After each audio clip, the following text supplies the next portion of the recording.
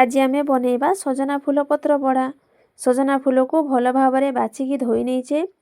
हेतिरे गोटा सोरिष, जीरा, सुखिला लंका, रसुण, कटा पियाज को भल भाबरे बाटी नबा।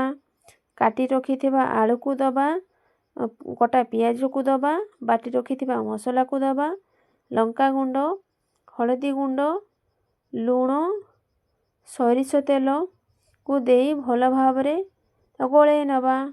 गोळेई नेला परे काटी रखिथिबा कदली पत्र को चुली रे नरम होबा पर्यंत सेकिबा।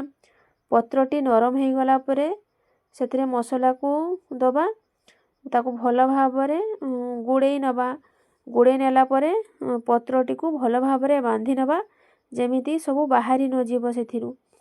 बांधी नेला परे आमे ताको चुली रे अल्प आंचरे ताको पकेई दबा। किछि समय पई ताको छाड़ी दबा। किछि समय छाड़िला परे आमर पत्र पोड़ा हेई गला रेडी। भिडियोटी भल लागिले लाइक, कमेंट, शेयर करिवे।